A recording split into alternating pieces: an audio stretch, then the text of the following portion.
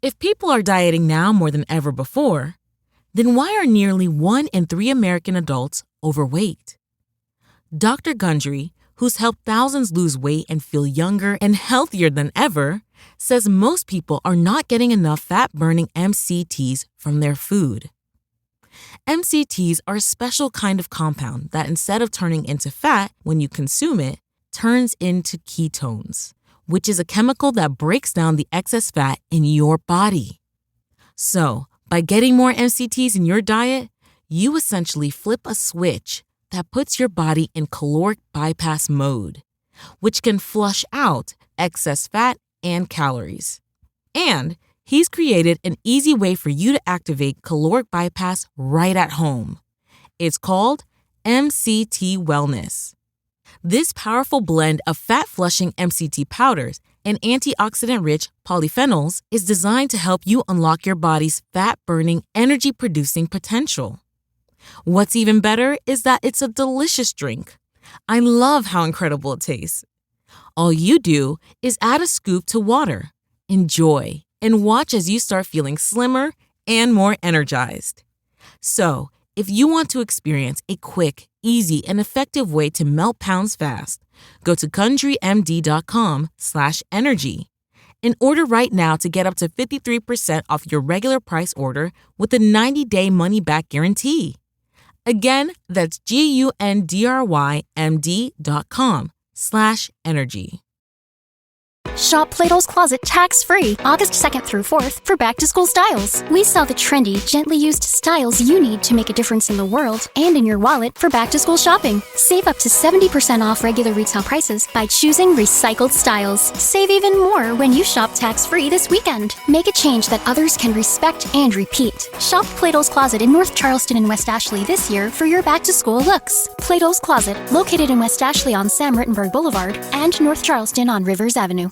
The following podcast may contain discussions supported by science that may be considered dangerous to some listeners and conspiracy theorists. Discretion is advised. The 3 Down Greencast is brought to you by the Pile of Bones Brewing Company. Home delivery available in Regina at sassbeerdelivery.ca. Welcome to the 3 Down Greencast. You are listening to the internet's only Sergio Castillo podcast. You've gotten so good at the Sergio. I am so impressed, Joel. It's because I was in French immersion for so long, I think I'm good at rolling my R's when a lot of people aren't. It's true, but I feel like it's a thing I started. You've just taken it to another level. Like you are like professional Maybe, I don't know. Well, I'm still amateur at it, but still, he's my boy, and you're right. This is the internet's only Sergio Appreciation podcast. Yes, Joel Gass and John Fraser, as usual. We are going to talk about the big Rider win over the Argos, kind of as I think both of us probably expected on this podcast, as after they lost back-to-back games to the Bombers, we basically quoted Aaron Rodgers, and everyone just needed to relax. It's going to be okay. Right. Big game coming up against the Lions, though, which could determine a lot in terms of this season already. I know where it feels like the season just started, but we're already at the halfway point, about to cross it. So, pretty big game coming up this week against the Lions. And we're going to do a question that's kind of been bubbling for a little while, I think, behind the scenes, and more fans are starting to ask a little bit. And I know definitely John and I have talked about it a little bit off and on over the years even. And it's starting to bubble up in some media circles. Mm-hmm. Are CFL games boring? Yeah. That's what we call a tease in this business. Mm-hmm. But yes, now that some pesky other campaign is out of the way, we are now here to officially launch a brand new campaign for this here internet, this here CFL North American football internet. Yes. If you've been watching the sport of gridiron football, either in Canada, the United States, at professional levels, because what we're doing does not apply to college levels because it's no longer applicable. Hashtag college kickers. Yes, hashtag college kickers, because, you can't just sign anyone off the street in college football. You would notice in the world of professional football that perhaps the kicking isn't as strong as it normally is. And I don't think anyone is as attuned to that right now as one Mr. John Fraser. Because, with the Minnesota Vikings, he's used to it. They're cursed to just have they brought in, like, I believe one of the kickers they brought in. Was it Dan Bailey, who was allegedly one of the most... Dan Bailey, who was like one of the most accurate kickers in the NFL of all time, and he has just completely imploded. Like, every kicker that puts on a purple jersey implodes. Like, at this point, I have more... So, my kids are both in Tykes on Spikes, which, by the way, if you have kids in the Saskatoon area, you want a great program to introduce them to football. Tykes on Spikes is the bomb. They're wearing purple jerseys. They're excited. It's Daddy's favorite NFL team. And I think the kids in Tykes could kick better than most Vikings kickers, especially with a game on the line. But one area where John is not used to this, at least over the last number of years, perhaps before it though, was with his Winnipeg Blue Bombers. And that is, of course, with the absence of one Mr. Automatic Justin Medlock. The Bomber, at least from a field goal perspective game, has got a little interesting, shall we say. If by interesting you mean it's real shitty, and it's starting to make my eye twitch, because as my text to you said, how can a team be this good with kicking this bad? I don't get it. Like, I struggle, and like, my love of kickers is well known. My love of the kicking game, like Rodrigo Blankenship down in Indianapolis, and of course our boy Sergio. It's a well-known fact, if you know me, that I like obscure kickers. Now, I don't get how, okay, there's 32 teams in the NFL, there's 9 teams in the CFL, how you can't find, like, 41 humans who are good at kicking a football in the globe, because that was a global thing across everybody, and yet here we are with the Bombers kicking 50% and the Vikings just continuing to be cursed from now until the end of time. And I mean, had they not won the Grey Cup in 2019, Blue Bomber history would suggest that they would eventually miss a kick that would cost them a playoff game or something. Well, yes, we'll even remember the 2001 Grey Cup, which I know a lot of people shit on him, but Troy Westwood was a very good kicker for very many years. And that was just like the game that he just decided to not have a good game out of nowhere. So, well, I mean, there was the infamous game with Paul McCallum here in Saskatchewan as well, right? So, that was like a one-off. Like, that was a West Final, not a Grey Cup. And yeah, okay, they put shit on his lawn, which actually, his neighbor's lawn. That's true. You were so close, you just missed. So, I think the thing that's most impressive to me is you and I, throughout the history of this podcast, and even back to my former podcast that shall not be named, I've been talking about Sergio having a kicking job and how much I love Sergio Castillo. How is Sergio Castillo unsigned at this point? And I do love the fact, though, that, like, you and I start bringing this up, and, like, people that I don't, like, I expect, like, a guy like Fozzie Van Dam to bring it up, the guys in my fantasy football league to bring it up, old listeners to bring it up, and then, out of nowhere, we have other people tweeting the Blue Bombers like, hey, you should sign Sergio. I feel like we're on to something. Just like Jack Layton had his orange wave, his orange crush a few elections ago, I feel like we are going to will Sergio into a job. And if that job is with the Blue Bombers, that day I'm ordering a Sergio Castillo Bomber jersey, because holy shit, they need him. They need Sergio now more than when Sergio replaced Alexis Serna. Yeah, because I mean, the struggles are clearly there, and you had the numbers a bit ago. He kicked in the NFL not too long ago, and his numbers are pretty good. They are. He has a weird glitch between 40 and 49, where he was 2 for 5 in the NFL for the New York Jets. But between 30 and 39, 3 out of 4, from 50 plus in the National Football League, Sergio was 2 of 2. Where you don't get the nice little T to kick off of like you do in the CFL. That's exactly it. I'm trying to look up his CFL stats. I probably should have had that as well. Because, I mean, that'd be asking way too much of us to be that prepared. I know, right? I was prepared with his, like, I can see that he worked out for the Tennessee. Oh, he worked out for the Tennessee Titans like 2 months ago, but he wasn't there. I know. I'm surprised I don't, like, I feel like I need, in my home office setup, I have this nice little, like, thing that's like a map of the world ahead of my desk. You've seen it. I feel like I just need, like, a Sergio wall with all these, like, press clippings of what Sergio has done. I'm surprised you don't just have Google Alerts set up for Sergio Castillo. My inbox is completely filled with spam, but again, okay. This wouldn't be spam, though. Can we talk about the fact that Sergio in the CFL, an 87% accuracy? His actual worst year was when he was with my Blue Bombers. He was 29 out of 34 with Hamilton, 41 out of 45 with the BC Lions for 87%, and the guy has a booming leg to punt. How has nobody backed up? I don't know how much you'd like. You don't really need to back up that much, but no. For a kicker. No. But how has nobody been like, Sergio, we got to get you across the border. We got to bring you here. He's only 30. Like, somebody's got to bring Sergio in, and I feel like we need campaign signs. We need people. We need boots on the ground in every CFL city, except like Edmonton, because Sean Waite's really good. And Calgary. Card player. I do remember beating him. Decent human being. But like everybody else, there's been so many kicking problems. How is Sergio attending high school football games as a fan? It's one of life's great mysteries.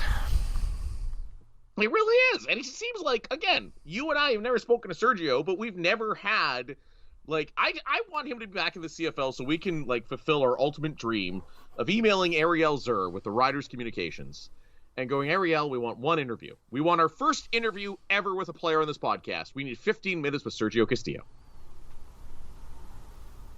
Yeah, or whoever he signs with. Any team, we could talk to them, yeah. I mean, we could probably just slide into the guy's DMs right now and just try. I mean, nothing's stopping, I guess. Can I slide into his DMs? I don't know. Does he have his DMs locked? Okay. There's only one way to find out. All right. Let's see. He does have his DMs locked. I can't do the DM slide. Yeah, it was worth a try. Well, I thought about it. But look, there's lots of famous people that, like, follow him. Maybe, like, he follows one of them back. Maybe we can call in a favor or something. Yeah, maybe we can get Dunk on the case, see if he has a contact with one Sergio Castillo. That would be amazing. And I would just, I'd be so excited to talk to Sergio. He's one of two players we'd ever have on this podcast. The other being, Mr. McNuggets himself. Mm-hmm. And speaking of the McNuggets, much better on the transition this time, Joel. Especially when you do your own transition, I hope you nail it. I so rarely do the transitions that I'm not going to lie, I was sweating a little. I wanted to make sure I lived up to the standard that you've set on this podcast. So, and I'm going to go completely off the board here. I'm sorry, Manscaped people. I'm sorry, people from Fansided. But, hey, if you want to make sure that your McNuggets are the good for the next time that they are maybe dipped in some special sauce, maybe some spicy buffalo sauce, our friends at Manscaped have you cleared to keep your McNuggets from getting in pain. With the 4th generation brand new Lawnmower 4.0, keep your McNuggets looking McNuggety. You can kick your pubes to the next planet. Okay, now I'm reading the ad. To the Performance Package 4.0, the McNuggets in your pants will feel like you definitely didn't get hit in the end zone when you use the best tools for the job from the leaders in male grooming. Join the 2 million men worldwide, including me, and maybe Cody Fajardo, who trust Manscaped to get your McNuggets ready for their big dip. Go to manscaped.com, 20% off plus free shipping with the code FANSIDED20. It's 20% off plus free shipping with the code FANSIDED20 at manscaped.com for a clean McNugget. FANSIDED20, manscaped.com. Yeah, that's better than asking you to play space music, in my humble opinion. It was pretty good, and I think you basically came up with that on the spot, unless you've been thinking about it all week. No, I actually drank a bunch of whiskey, as tonight's the anniversary of something I don't like to think of. I drank a bunch of whiskey, and now on my first beer of the podcast. So yeah, no, there's no planning, and even if I did plan it, it is long in the back of my mind. Mm-hmm. So if you missed the story, in the middle of the game against the Argos, Cody Fajardo got hit in the balls, and when he got hit in the end zone, and after the game, he talked about how he got hit in the McNuggets, and that's just, you always want to protect the McNuggets. So that's where that comes from. I just between him and like, I never thought in my life as a lifelong Blue Mobber fan, I would love a Riders quarterback as much as I love Cody Fajardo. That's fair. Like, he's like Sergio's number one.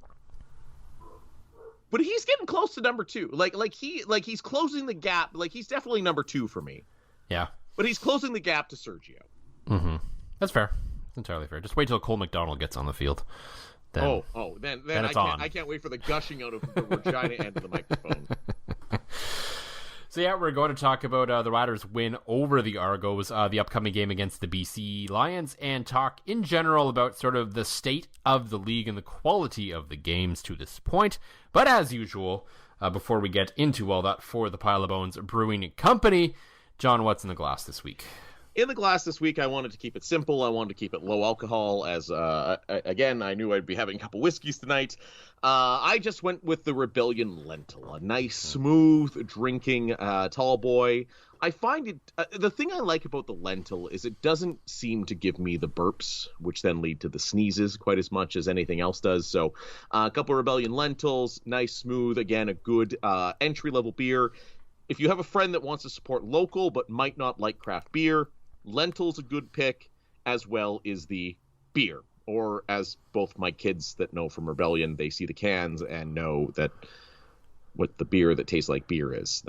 I now literally ask them to grab me a beer that tastes like beer from the fridge. So also want to shout out Mark and the crew at Rebellion. If you are a healthcare worker that happens to listen to this podcast, they are giving away free tacos in the tap room. Like, that's just like free tacos this week if you show your employee ID or guest or whatever. Yeah, it's such a class move because let's face it, like through this pandemic, people have gone from banging pots and pans and saluting our healthcare workers that are doing everything to keep the shit show together to just like protesting outside the hospital, and for Mark to step up and the crew from Rebellion to say, hey, listen, we still got your back. Come in. We got some tacos for you. It's a small gesture, but it's awesome. I cannot say enough good things about, like, I know Pile of Bones is our official sponsor, but I feel like Rebellion in a way is kind of like our unofficial sponsor. I mean, all of them really are. It's true. And you know what? And kudos again to the guys at the Pile of Bones Brewing Company for sponsoring this podcast and giving us carte blanche to talk about other good beers and never once saying, no, you have to talk about our stuff. So again, kudos to them. Mm-hmm. For me, as if you listened to last week's podcast, I kind of hinted at it, and I followed through because I picked it up today. The new 9 Mile Longview Pilsner. Ooh, yes, you were teasing that. Mm-hmm. I said spoiler. How is it? It is simply outstanding. As all things from 9 Mile tend to be. Yes, just light, crisp, easy drinking. So as they described, Longview Pilsner, a classic Czech-style Pilsner sprung from our long-standing relationship with Syngenta Canada, and based a Pilsner malt on a version of their barley. When life throws us curveballs in Saskatchewan, we take a long view. Aha, I love it. Yeah, it's another in a series of just banging Pilsners that brewers in this province have been putting out recently. Available in 6-packs wherever you pick up fine local craft beer. And of course, if you are in Saskatoon, that includes directly at their brewery, which will always help the brewers the most because that gives them the best margin. And great setup. You and I have been there a couple of times now, and being able to just roll through the samples and the flights, and the cool thing I like about going down there, they always have stuff that's not being mass produced and mass canned, and I don't think I've tasted anything from 9 Mile while sitting there in that tap room with you that I've been like, ew, I don't like this. No.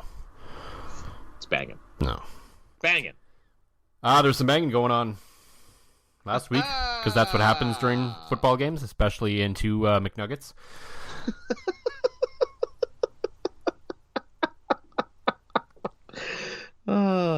You could take that a few different ways. I mean, McNuggets are usually involved in banging, so I guess that's a perfect transition. Yeah. The Riders, 30-16 win over the Argos. Feels like it's been forever since that game, considering how much has happened between now and then. Right. Right. But yeah, so the Riders back on the winning track after a couple of losses to the Winnipeg Blue Bombers, of course, where we talked about on this very podcast. But yeah, the Riders just lost to very good teams. And they showed up and they played their style of game against the Argos, and they were effective in it, and they won. There's definitely still some concerns coming out of that game, things that they can work on, but I think overall you're starting to see sort of, unless they're playing the best team in the league by far, who they don't seem to have an answer for, you're kind of starting to see the pieces come together a little bit when you look at, William Powell has his first 100-yard game. Cody Fajardo looked all right, but not amazing. Spread the ball around a bit again. Keon Schaefer-Baker with his biggest game yet. He just keeps getting better and better every game. And quite frankly, I mean, I did the math. It was over 170 yards of their total offense came from Canadians. I did like that math, yes. Yes, I actually did math after a game for once, which is very rare for me. And because I was Did like, you have to get Van Stone to help you out with it? no, I actually had the live stats open and just added up all the numbers, which was mostly the 99 yards from Kean Schaefer-Baker and then a few other small yards. And I did include Jake Hardy's 2-yard reception in there because technically it was 2 yards of offense from a Canadian. What about Alexander Dupuis? Yes, I believe I added him as well because, I mean... You love French fullbacks. I love French fullbacks. I just love any plays to fullbacks. Like, I got excited late in the game when I saw them line up in the power eye, if we're going to be completely honest. It's so old school, and it's just like, yes! Here comes a whopping. Yes, let's do this. Here comes some old-timey football. I don't even know if they ran out of play. I don't remember if they ran out of that. I remember a few games ago they ran once out of the power eye and then they play actioned out of it into a pass for a touchdown later in the game. So that's always exciting.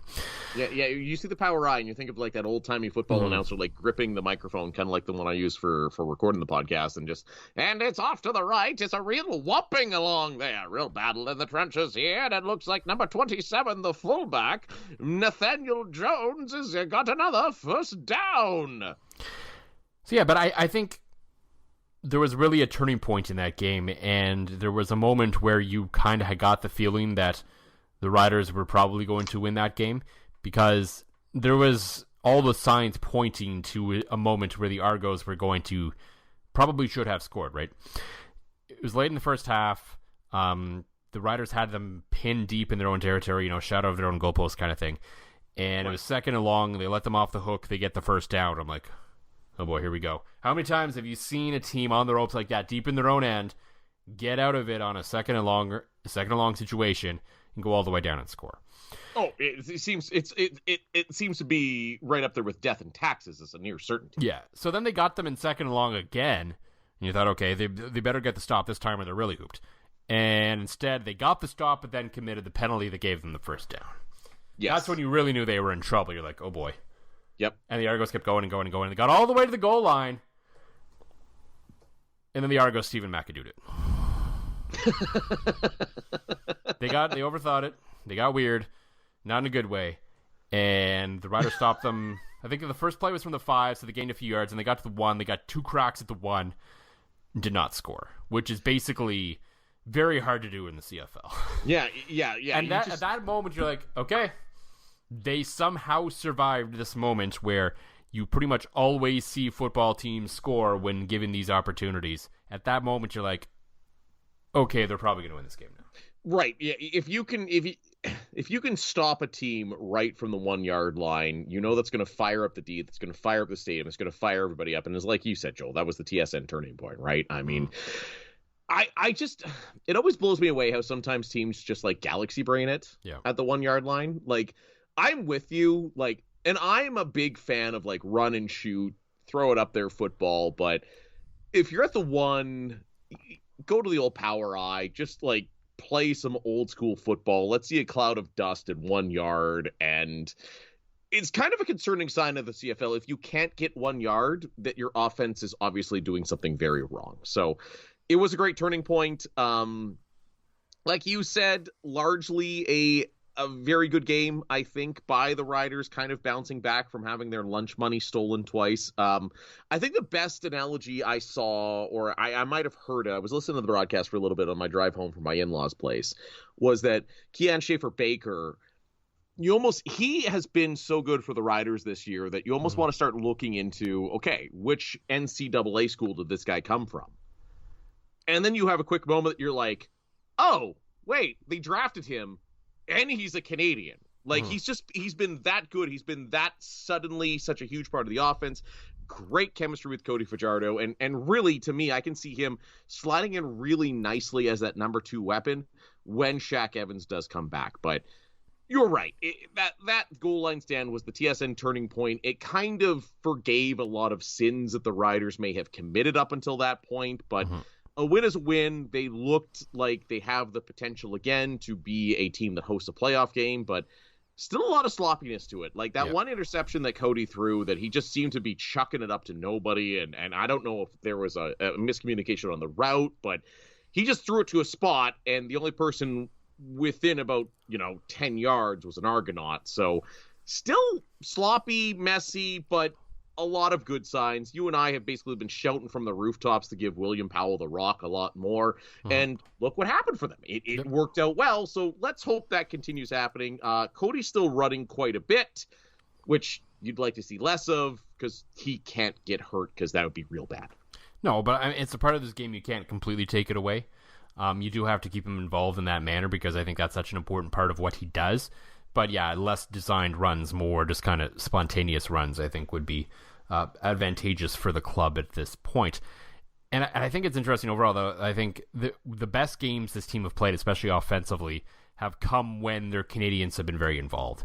And this is a conversation we had at the start of the year was, okay, we believe the Riders had very good Canadian depth in terms of numbers, but we weren't quite sure on the quality of that. And I think at this point, it's fair to say the quality, is, at least on offense, the quality of the depth is very good because, quite frankly, I think especially in the receiving core, it's carrying the team right now.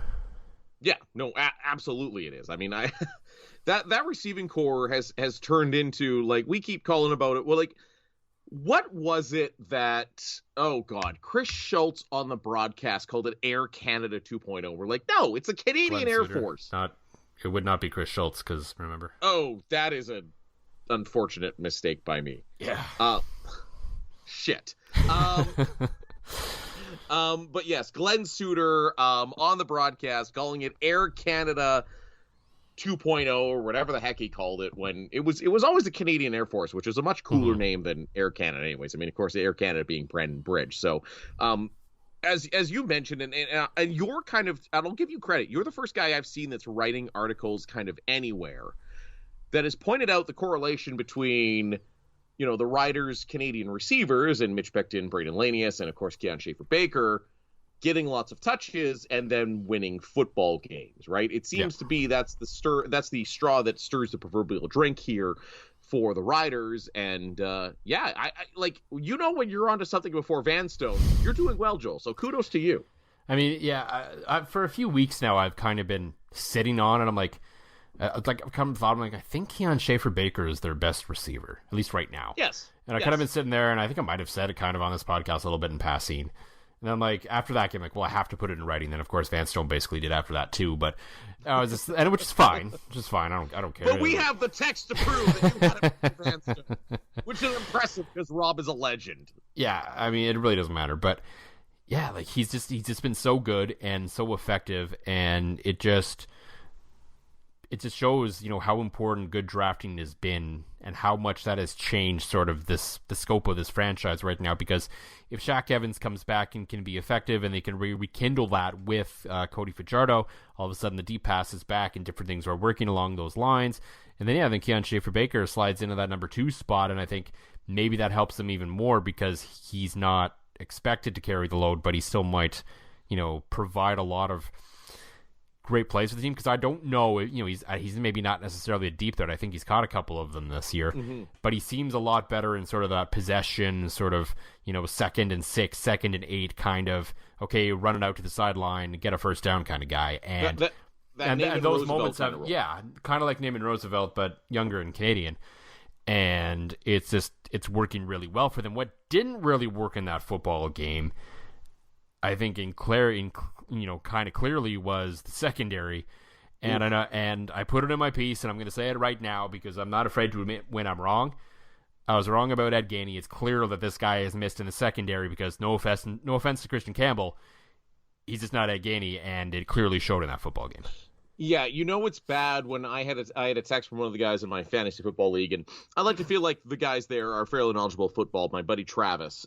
Travis texts me, and he's like, dude, I think they're throwing after Campbell every single play. Oh, like all the deep shots pretty much went against him. And it is funny, as a little aside, for as difficult of a night as he had, it's funny in the sport of football when you win games, how the guys who have the difficult nights tend to come through when it matters.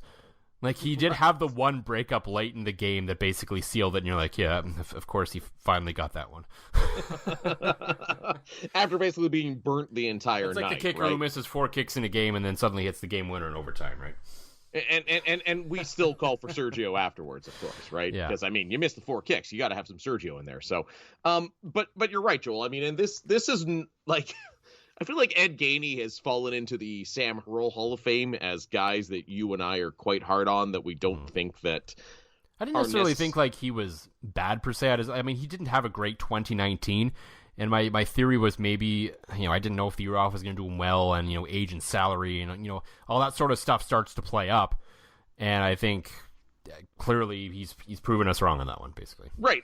And I think and he's one of those veteran guys that has almost become a success story. And I look at Zach Collaros the same way. It's almost like you think about these guys. When was the last time they had a year off of football to let their body heal? Yeah.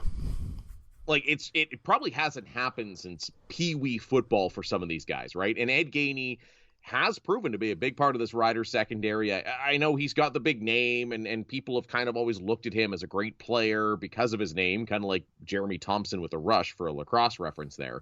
But if you look at his game itself, it's like he's got the name, but he might not be that great, right? And this year, you and I do have to eat the proverbial crow because he has been good and he has been dearly missed because, yeah, I watched the second half of this game on fast forward, just kind of a recap, right? So I watched the first half live with my in-laws, got home, put the kids to bed. The next day I watched the second half basically in fast forward, and yeah, they were going after Campbell basically with every single chance that they could. And I don't think that happens with Ed Gainey, because you throw to Ed Gainey a little few too many times, especially with his renewed sense of youth, and one or two of those is probably getting picked off. Yeah, and I mean, this is something that's going to have to be cleaned up as the BC Lions with that game. That's something they can clearly take advantage of. Mm-hmm. But I think it's something they can overcome. Because I think what we saw in that football game too, and it'll be a key going forward for this team, was finally to see Micah Johnson rewarded for his play. And I know a lot of people said, "Oh, finally the game we've been waiting for Micah Johnson." I'm like, no, he's been playing like this all along. The numbers weren't catching up. So good. The numbers weren't catching up to him. So he finally, he got the fumble recover, he got the sack, he got 3 tackles. He finally got the numbers to back up the way he's playing, and that's going to continue to be a key, especially if the secondary is going to struggle, or if the secondary is going to be missing pieces, and there's not a whole lot they can do about it. Then, yeah, they're going to need that pass rush to step up this week against Michael Riley and the BC Lions, who are going to be much better than the last time they played them, because the Lions are on a bit of a roll right now. They're, I think, we'll talk about it in a little second. Of course, sort of probably the consensus third team to make the playoffs in the West right now. And this is a big game, and this is a game I think the Riders really would, if they win, it'll go a long way in helping them secure that second spot. So they're going to need that pass rush to be very strong against an improving Lions team. Yeah, no, I couldn't agree more. I think as we're finally starting to hit the point where I finally start to feel comfortable about saying this team is good, this team might not be so good, I think BC has the at least potential. In the West. Yes, at least in the West. Now, as I say that, though, as I flip back through the schedule, BC has beaten Calgary, who's bad, lost to Edmonton and Saskatchewan, of course, beaten Ottawa. I mean, I think you, me, and my old flag football team for Lloydminster could beat Ottawa. They've beaten them twice. Their only real win so far is against Montreal, but they seem to be the team that is still the cream, as Macho Man Randy Savage would say, is starting to rise to the top a little bit here in the West Division. So BC has the pieces, I think, to beat Saskatchewan, as they proved in week 1 with that near comeback. Michael Riley is healthy. This game is huge, as you and I were going through the math, because with the Riders blowing that giant lead in week 1, they basically need to either beat BC or lose by less than 4 points to hold the tiebreaker on them to sit comfortably in, kind of have the inside track for a home playoff game. So had they held that lead, that would have made a big difference coming into this game. Oh, certainly. You could have lost a tight one, and it seems like whenever teams go to BC, especially Saskatchewan, they never really have a good time. I don't know if it's the late start or whatever the heck it is, but it's just like you go to BC, it's a weird game, it's kind of grindy, and I think that's the kind of football, though, that Saskatchewan is set up to play this year. Yeah, and I think we've seen that in the games where they've played well. It's kind of been boring good. Like that game against the Argos wasn't necessarily a good football game, and we're going to kind of get into that in big picture in a second, but I think that's the style they're going to have to play to win football games. I don't think, especially right now, I don't know if they have the pieces to be flashy, shootout, offensive style. Not quite to the degree they were under Steve McAdoo, at least in terms of being boring, grinding football teams. Like, I think they have the ability to score en masse when they need to from time to time. Like, this isn't like, remember, there's all those times we talked about, especially the Brandon Bridge, Kevin Glenn year and the year after that, where it was like, okay, the defense was phenomenal, really good, but we never really trusted the offense to win them a game if they really had to. I think this team, while maybe isn't necessarily going to blow the doors off anyone offensively, if they really needed the offense to step up in a game, I think they could. I would agree with you on that. Like, especially when Shaq Evans comes back and you have that genuine deep threat, because the thing that keeps teams keyed in on that Rider offense is the fact that Cody loves the short pass, that old West Coast style offense. You know, you think back to like the 49ers teams that were good back in the 90s, and I think they need that genuine deep threat, and that is Shaq Evans. And I said it last week, I'll say it again. I was definitely wrong. I thought the Riders wouldn't miss Shaq Evans, but they have so dearly. So I think they have because, well, there's a bit of a conversation that's been going on a bit as well. I mean, he's hurt right now, but before that, I mean, I don't think Jordan Williams-Lambert has lived up to any sort of expectation since he's returned from the NFL. Oh, he got Fraser cursed for sure. Like, his first year, okay, it's the first time back or whatever, the first half year, otherwise you kind of give it a pass. But at this point, before he got hurt, I was sitting there thinking to myself, probably should just re-sign Naaman Roosevelt and cut him. Right, so. Which... and again, I think it's more that just proves the, you know, if you go back to our expansion draft episode when I said that Jordan Williams-Lambert would be a good guy to pick up in the expansion draft, I feel like I definitely have Fraser cursed him. That has happened to him this year. I apologize, Jordan Williams-Lambert, and I apologize, Rider fans. Mm-hmm. So if the Rider offense is kind of boring, but effective at times, and probably do have a little bit of the ability to win games if necessary, there is a conversation to be had, though, about the CFL as a whole right now and the state of the CFL in general. Because... Yes. You know, if you listen to our podcast at the start of the season on sort of the season preview episode with one replacement John, Dan Plaster, and John and myself, we asked, we sort of talked about the league in general, and the general thought was, okay, early on, take the under. Yes. And I was following it very closely early on, and through the first like 3 weeks, I think only one or two games hit the over. And I know that over under isn't necessarily a direct correlation with whether a football game is exciting or not. But it's a sort of general thought from time to time. And, you know, it feels kind of like the under trend has continued, and even some of the over games recently haven't been that exciting. And okay, yeah, at the start of the season, we knew the offense was going to be slow to get going after a year off and no preseason and the whole thing. But at a certain point, as Three Down Nation's Justin Dunk said on with Tim and Fred's and Tim McAuliffe, that ballers got a ball. And it's just not happening in the CFL this year. And I think to a degree, it hadn't really been happening a whole lot really since maybe 2013. And kind of slowly been building a little bit over time that the offense and the excitement level of games wasn't quite what it used to be. And I think the year off has only sort of exaggerated that problem and made these games worse. And yes, you know, I've thought about it a lot. I've talked about it with some people. It's not one specific thing that we can tag down and say this is the problem and that'll fix everything.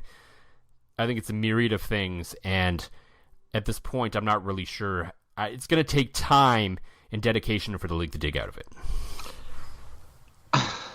It pains me to say this, and this is the thought that has been rattling around in my brain the entire day, because you and I have been texting about this since, week 2? Yeah. I have always been, to my core, even growing up in Ontario, where Ontario, the NFL prevails. Even in Northern Ontario, close to Winnipeg, you know, people would say, what the hell are you doing watching the Bombers ahead of the NFL? They're my team. My dad's from Winnipeg. My family's from Winnipeg. My first ever football game I went to with my cousin Mike was a Winnipeg Blue Bomber game, right? So for me, through my entire life, if given the choice, I've always picked CFL football over NFL football. and it pains me to say, and I might be ripped for this on social media, and if so, bring it on. Let's go. This is the first time in my adult life that I can remember that I would rather watch the NFL than the CFL, because right now the NFL product, from stealing a lot of CFL concepts, is just that much better. Like there are insane comebacks in the NFL right now, and I don't know if it's just. And you and I alluded to this when we were texting before this episode, that it's not just exclusively an NFL versus CFL problem. You've got CJFL games that are more exciting than the CFL right now. I mean, when guys like Rob Vanstone are calling last week's Thunder Hilltops game the best football game they've ever seen. And we hold Rob on a pedestal here because Rob is spectacular at what he does, and he remembers like every football game ever played in Canada. So if he's saying that, exactly, it comes from high praise. And I have been a part of several Hilltops Regina Thunder games where they're just unbelievably good. In both those games, like you look at those two Hilltops Regina Thunder games, one was won on a 51-yard field goal, the other one was just a back and forth battle the entire game. Like, oh yeah, and these guys also didn't play last year and didn't really have a preseason, the whole thing. Okay, but anyway, so that brings me to my theory.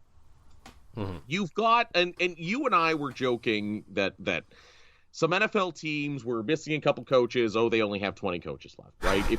If you go to like your it was the New Orleans Saints this week had like, I believe, a slew of coaches that were unavailable because of COVID or something, and they went from like, we went from 12 offensive assistants down to 5. I'm like, 12 offensive assistants? That's like an entire CFL coaching staff. Well, that's exactly it, and I think the coaching cap, I know why it was put in. I think it has been a direct correlation to why the football in the CFL this year has just, let's all admit it, CFL fans, this hurts because we take pride in our league and we love our league. The football has been shitty. Yeah, like there's been the odd game that's been pretty good, but there hasn't been like that memorable, that was a classic game yet. Well, absolutely. And again, like, even the games that have been close haven't had that classic kind of vibe, that back and forth, that you're hanging on to the edge of your seat for every single play. Not a single game has had that. And this comes from a guy that in this household, I can tell you, we watch at least 50% of the games almost every single week, because the Bomber game is viewing by appointment in my house and the Rider game is viewing by appointment in my house, right? So I watch bits and pieces of other games, but like I literally sit down and plan my weeks and weekends around with my family to watch 2 CFL football games a week, and they have just not been good. Now, to go back to the coaching cap point, a CJFL football team has in and out of practice 10 to 15 coaches. That's a lot of coaches for a lot of young men. We've joked about the size of NFL staffs. I think the coaching cap is an absolute mistake. And I know the PA wants it because you had coaching salaries that were running away and they were guaranteed, and players were making their 55 grand Canadian a year and getting cut with no notice and not getting any more money. Well, the coaches were getting, I mean, Paul Lapolis could have been coaching, but instead spent 2 years on CFL on TSN because, I mean, the guy was getting paid from the Winnipeg Blue Bombers while also getting paid from TSN. So I honestly think the coaching cap is what is killing the game right now, because it's not good. It's part of it for sure. It is just, you don't have, the CFL was famous for the comebacks, the last second excitement, the thrillers, even if it meant punting it out of your own end zone, which just looked ridiculous, but we all loved it as Canadians. And that hasn't been there that year. And to me, you look at other products. I anticipate that U Sports football is going to be really good this year, even without not playing for the past couple of years, because again, you look at the number of coaches, the number of athletes, and I want to throw up a bit while I say this, Joel, that I'm getting more entertainment out of NFL Sunday and watching the Red Zone channel than I am out of any CFL game this year. And this is the first time in my 34 and 35 and 2 days years on this planet that I can actually say that. And I'm a little worried. And I'm a little worried that the continued inaction will continue leading to sloppy football and leading to the league not being entertaining, because that was always the thing. An NFL game, it was so often, 2 yards and a cloud of dust. And that has gone away because there have been some dramatic comebacks. There's been some great ball in the NFL this year. There's been some great ball in the CJFL this year. And the CFL just seems to be lagging behind, and I've thought about this all day, and I've rattled it in my head, and the only thing I can blame is the fact that, you have a limited number of coaches for a limited number of players. Outside of that, I can't figure it out. That bothers me, and I hope that maybe finally, we're sitting here in week 8 of the season, and I can't think of a single memorable game from the CFL season. It's all brands of football right now to me are, in terms of entertainment value, providing something different. Like, there was the game on Saturday night between Fresno State and UCLA. They had 4 lead changes in the last 7.5 minutes, and 3 in the last 3 minutes, and 2 in the final 60 seconds. Right. And then, of course, the upset happened because UCLA lost to Fresno State. And right. That's sort of the thing that I remember Corey Chamberlain used to say in the CFL, the final 3 minutes was like a whole new ball game. And it just almost feels more elementary. Like, people talk about in the NFL after 2-minute warning that game's over. Well, it's starting to feel that way in the CFL with a 3-minute warning as well. And, I think the coaching cap is a part of it. I think it was a mistake from the start to cap the number of bodies. If you want to put a, sort of total spending on your coaching staff in place, fine. But if one team is able to stretch that over a few more bodies, I don't see the harm in that. Right. From the start. But I think there's still a bigger picture play, and there's a lot of things going on, and I don't know if there's an easy fix to any of it. I think the coaching cap definitely a part of it. The lack of coaching in some spots definitely a part of it. And I think because of the way the CFL has always been set up, the lack of coaching time is playing into as well, because it's still built in the CBA that you only get these guys for 4.5 hours a day. Now, a lot of guys come in early and stay late, and they do a lot of film and all that kind of stuff on their own, but the workday simply just needs to be longer. I don't necessarily think they need more on-field time, but there needs to be more time with the coaches officially. That needs to happen. I would agree. And that's something that can't be done until they sign the next CBA. Because that was originally a thing, because the players used to work a day job while in the middle of the season. None of them do that anymore. No, and you're absolutely right. Like that is you're bang on. A lot of these guys still do pick up off-season jobs. Yes, but not during the season are they going and working for Joe Construction. Yeah, exactly. You don't have a guy going to practice in the morning. You don't have a guy going to Rough Rider practice in the morning and then going and working at the car dealership in the afternoons, right? So and then I think there's a part of it too is just the coaching in general. I don't know if I want to use the word lazy, but it hasn't been revolutionary. There hasn't been anything that's really changed in the CFL in however long, right? All the offenses kind of feel the same, and they've kind of felt the same forever. There hasn't been something that's come along and you're like, wow, that's new and different. Well, especially now that all levels of football have essentially stolen what the CFL did. Mm-hmm. Right? But the NFL still does a few things a little differently. The tight end is so involved with the offense up there, right? Right, absolutely he is. There's no Gronk in the CFL, right? No. But I do find though that now you watch the NFL and for sure. I'm not. Yeah, they definitely have taken a lot of things, but it's up to the CFL to adapt. Or they still, and I would say the CFL isn't even doing those things they used to do. No, I would agree. the CFL was revolutionary because the spread and passing and airing it out, and that's why guys look to the CFL like, how can we expand offense? And now it's caught on through the NCAA, and now you have NFL teams basically playing the spread the entire game, guys out of the shotgun the entire game, right? So like you said, it all seems very, very much the same, and I don't know it's hard to tell coaches to change something when you're winning. Yeah. But on the same note, I feel dirty saying it every single time, Joel. I feel dirty saying that I'd rather watch NFL ball. again, this comes from a guy that, like, I don't want to say I got bullied in high school, but, like, my buddies that we all used to get together and watch the NFL every Sunday would make fun of me for being like, hey, can you switch to the Blue Bomber game for a while? Like, it's I think there's a few other things too, and so I think the lack of coaching, lack of innovation, lack of all that sort of stuff. I think the quarterback play isn't at a level it used to be. Like the golden era sort of was like the 90s, early 2000s, but you're never going to see a crop of that, like if quarterbacks like that in the CFL ever again. I don't think. That was kind of a bit of a fluke thing, and I think also because the way the NFL has changed so much, a lot of quarterbacks who may have ended up here now aren't ending up here. And it's going to take a while for sort of the B-level guys like that to sort of get to a level where they can, make an impact and be extremely successful in the CFL, because they're still kind of hanging around the NFL, and they're still, there's still the really high-end guys like the Russell Wilsons and the Patrick Mahomes and those sorts of types that are there, but there isn't still that sort of second tier in college or these random schools that play that style that were able to bring those kinds of players up here in the CFL, because we talk, you look around the CFL right now, like Zach Collaros is pretty good. Cody Fajardo is pretty good. Michael Rye's getting up there in age right now. Bo Levi Mitchell looks lost for some reason. Trevor Harris seems to be an asshole that no one likes, so who knows what's going on there.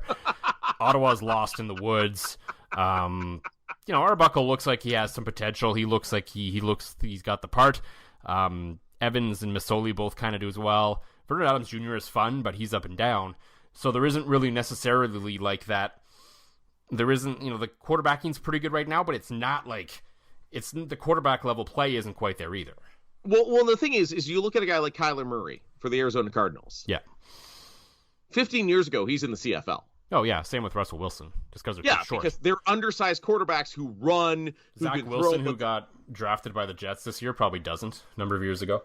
Right, exactly. Like you look at, like, the NFL prototype 15 years ago allowed an athlete like Russ Wilson, like Kyler Murray, like Zach Wilson to go to the CFL and light it up. I mean, let's face it, if Doug Flutie was 6'5", there's no way he ever plays in the CFL, never mind lights it up the way he did. Even I would even say like a guy like Kahari Jones, who was a little undersized, probably gets an NFL look if he's a little bit taller and meaner, right? So now NFL teams have basically gone, yeah, we don't care. The guy's 5'8". He throws piss missiles and finds the open guys whenever we need him to. And they've embraced that athlete, and the CFL has lost out on that, right? Like, genuine NFL talent doesn't go to Canada anymore, and without proper coaching, to me, you can't develop the guys that are here into the athletes that they need to be to step up to the next level, right? Like, you're not, like, who's Cam Wake these days? Cam Wake does not slip through the scouts anymore. No. Like... And I hate to say it, that the CFL this year, rather than looking like an alternative pro league, like a 1A, 1B league, has looked more like the AHL to the NHL of the NFL, right? Like this year has looked far more minor league than it ever has. And again, I fucking hate saying that, but here we are. And I don't know how you fix it. I don't know how you fix it either, and I hope it's a conversation that grows and continues, because we heard a lot in the offseason during the whole XFL thing about how much more exciting and better the CFL is and blah, blah, blah, blah, blah, blah, blah. And in the back of my mind the whole time, I was always like, is it? Is it, though? Right. Like, it's been pretty good, and it has its moments, and it's still, it's still football. It's still good football at times I'm going to watch, but I haven't been wowed by anything. And we haven't had a Saskatchewan Montreal Canada Day opener. I mean, is like, if we really want to get into it, when was that game? 2011? God, yeah. No, it was that like the last like really legendary regular season CFL Joel, game? It's before that. I was living in Lloydminster when that game was. I thought it was after they played the back-to-back Grey Cups. No, because I moved to Saskatoon in 2011. So it would have been 2010 was or it 10? 2009. I think it was 10 maybe. It was before my time, before really knowing this sort of stuff. But anyway, right. it was around that time. I'm sure people listening to this will correct us very quickly on that. Because they will remember that game. And like, is that really like the last sort of really legendary typical CFL game? Because I mean, there's been other games people remember and are fun and whatever for various reasons, but maybe, like that's the one people really talk about in sort of like legendary ways. at least out here, maybe the Labor Day Classic with Kerry Joseph running through the parting. But that was before that, even though. Yeah, that is a way back. Like I can't think of a CFL regular season game I remember as legendary since I moved to Saskatoon in 2011. Like there's always like random ones. Like of course in Saskatchewan in 2012 when they beat the Bombers Labor Day Classic like 52-0, that's going to be legendary. But not like but not for the common man. But even me, like I'd rather see my Bombers win a back and forth battle than win, stress free. There's no fun in winning stress free. Depends on. I mean, if you're a really hardcore fan, you want your playoff games to be as stress free as possible. But. Oh God, like I want the regular season games to be exciting thrillers, and then I want the playoff games to be fucking 62-0. Like that's how I feel. Like, so I mean, this is something that's slowly been building for a while, and I hope, and I don't think we're going to start any grand changes or conversations because of this podcast. But it's something I felt we kind of had to put out there a little bit because I don't know if it's being talked enough. I know some people are talking about it behind the scenes, but I think publicly this conversation needs to happen more about sort of the quality of play in the CFL because as much as we talk about the marketing and the business and, all these other sorts of things that are broken with the CFL, at the end of the day, especially in this era of, a multitude of entertainment options available at your fingertips, especially in the world of football, if the games aren't entertaining, nothing else is going to matter. And that needs to be figured out. Yeah, no, you're absolutely right. And I'm glad we could have the conversation because it kind of led into it, and we kind of had a no drama week where we could. I mean, I don't see us standing on our soapboxes and talking about this for weeks and weeks, but you're right. The conversation needs to be had, or maybe everybody's just grabbing their pitchforks and torches and coming for us, and our listener count will drop to 10 after this. Yeah, who knows? I'm sure some people are not going to be happy about this conversation, but that always seems to happen whenever you try to critique the CFL about anything. Yes, that's fair. Hey, Jacques Cartier, show's over. Are you ready to launch your career to new heights? Visit careers.dish.com/technician now and uncover a world of exciting opportunities waiting just for you. From cutting-edge technology to a supportive work environment, Dish has everything you need to thrive. Don't wait any longer to kickstart your next opportunity. Apply today and join the Dish family where innovation meets opportunity. Visit us online at careers.dish.com/technician. Your future starts now.